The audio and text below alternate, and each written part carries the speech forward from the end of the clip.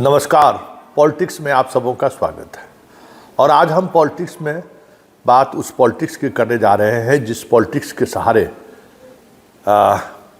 देश के गृह मंत्री को दिल्ली छोड़कर लगातार 3 दिनों तक बिहार में प्रवास करना पड़ा है। आखिर ऐसी क्या बात रही जो शाह को गृह मंत्रालय छोड़कर बिहार बैठना पड़ा, वो भी नॉमिनेशन प्रक्रिया के दौरान। उन्होंने कोई बड़ी रैली नहीं की है, कोई बड़ी सभा भी उन्होंने नहीं की। हाँ, बिहार में हैं तो वो नामांकन के को लेकर कुछ सभा का आयोजन किया गया जहां वो गए। लेकिन एक सवाल उठ रहा है कि आखिर 3 दिनों तक शाह पटना में क्यों डटे रहे? क्या सुशील मोदी की कमी बीजेपी को खल रही है, या फिर प्रशांत किशोर का जो सियासत रहा है, जिस सियासत की वजह से उनके तमाम स्टार जो जिस पर भरोसा शाह ने किया था वो सारे दागी हो गए, चाहे वो सम्राट चौधरी हों, दिलीप चौधरी हों या फिर मंगल पांडे हो। यही वो चेहरा था जिस चेहरे के सहारे बिहार की सियासत को साधने की रणनीति पर शाह आगे बढ़ रहे थे।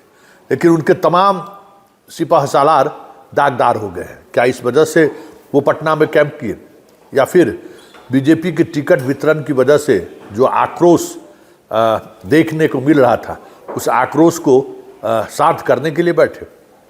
क्योंकि 3 यही सवाल है जिन सवालों के सहारे प्रशांत किशोर का वो तंज जिससे असहज है आज पूरी बीजेपी, या फिर उम्मीदवारों का विद्रोह, या फिर सुशील मोदी का ना होना। ये 3 वजह लग रहा है जो पिछले 3 दिनों से उनका जो होमवर्क रहा, जिस तरीके से चीज़ों को उन्होंने देखा, उससे कुछ यही दिख रहा है। बात हम सुशील मोदी के ना होने के कर रहे हैं। सुशील मोदी को लेकर जितना भी विरोध शाह और मोदी के दिल में रहा हो, नरेंद्र मोदी को, लेकिन बिहार का ये पहला चुनाव है जिसमें सुशील मोदी नहीं है। बिहार का यह पहला चुनाव है जहां सुशील मोदी के नहीं रहने की वजह से बीजेपी कई गुटों में बटी हुई है। तो शाह का 3 दिनों तक पटना में बने रहना उस गैप को भरने की कोशिश तो नहीं है, क्योंकि सुशील मोदी के रहते इस तरीके का विद्रोह पार्टी के कार्यकर्ताओं में, नेताओं में और विधायक के खिलाफ हमें लगता है कि देखने को कभी नहीं मिला। हर जगह कहीं न कहीं किसी न किसी रूप में बागी खड़े दिखे, और बागी इतनी मजबूती के साथ खड़े थे कि बीजेपी को वो सीट निकालना काफ़ी मुश्किल था। लेकिन इस बगावत को कह सकते हैं कि पिछले 3 दिनों के दौरान काफ़ी कुछ संभालने की कोशिश अमित शाह ने किया है। 300 से अधिक नेताओं से उनकी मुलाकात हुई है।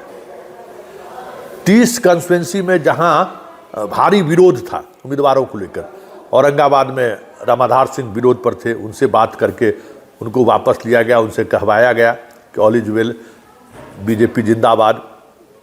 इसी तरीके से अश्विनी चौबे के बेटा भागलपुर से नॉमिनेशन करने जा रहे थे, अंतिम समय में उनको नॉमिनेशन करने से रोक दिया गया। स्टार प्रचारक की सूची में शामिल की गई अश्विनी चौबे को, लंबी लंबी बात भी हुई, आश्वासन भी दिया गया। मिथिलांचल की बात करें तो सभी सीटों पर ज़बरदस्त बगावत था।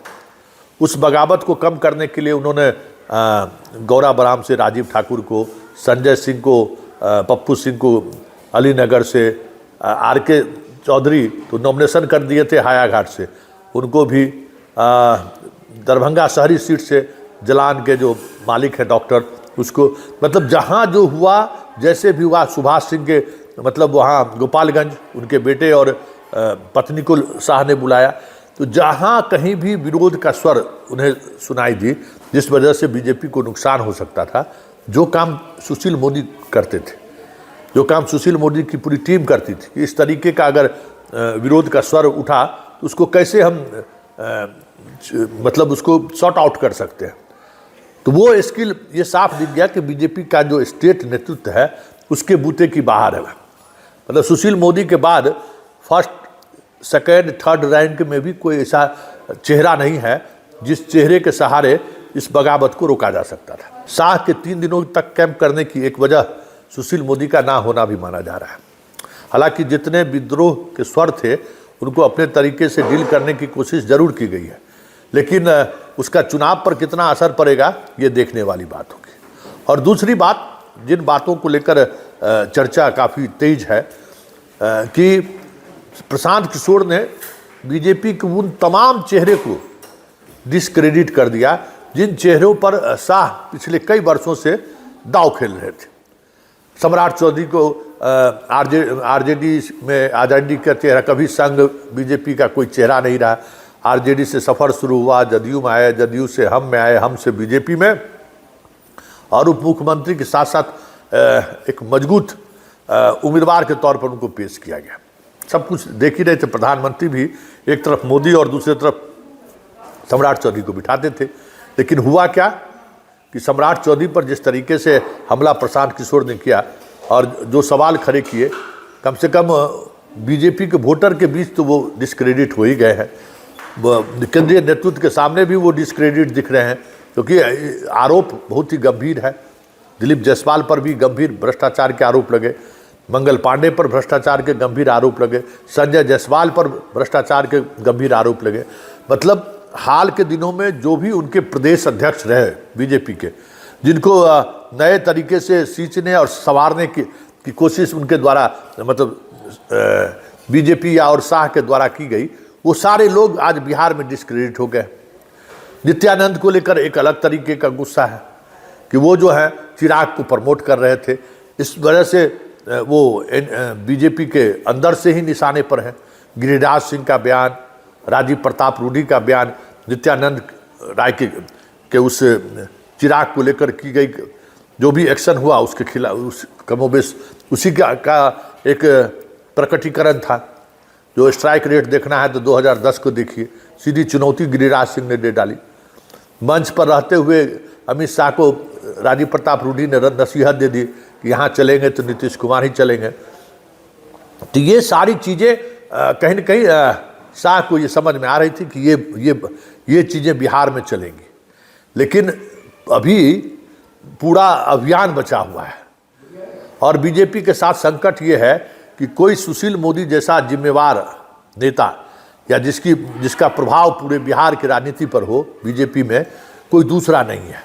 तो 3 दिन तो आके संभाल दिए उन्होंने। बाकी दिन अभी से लेके 20 तारीख से लेके कैंपेन की शुरुआत जब होगी तो फिर ये जो सियासत है उसको कैसे साधा जा सकता है, क्योंकि अभी तो नॉमिनेशन करने से आपने रोक दिया, लेकिन आने वाले समय में नॉमिनेशन करने से जिनको अब उनको जो पूर्व मंत्री को जो रोका गया है राय को, अब वो अलग कुछ भी हो जाए, एक बगावत का सुर उठा रहा है।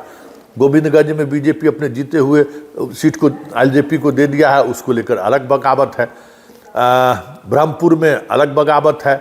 बक्सर में जिसने लोकसभा चुनाव हराया, हार की एक वजह बनी बीजेपी की, उसको आप विधानसभा का टिकट दे दिए हैं।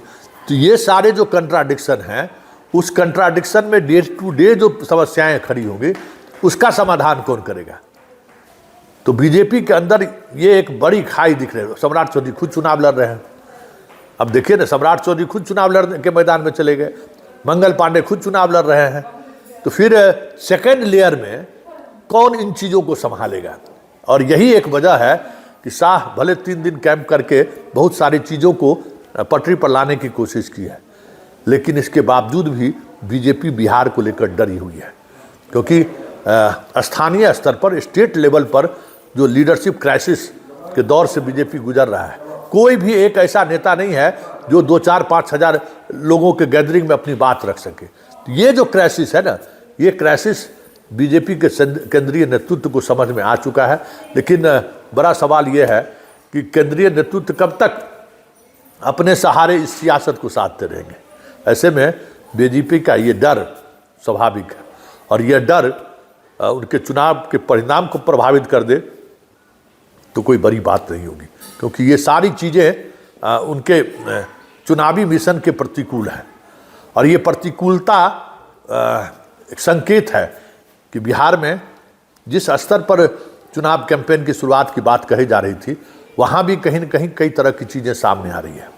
ऐसे में 2025 के चुनाव में बिहार में एक अलग तरीके का खेल दिखाई दे तो ये भी कोई बड़ी बात नहीं होगी।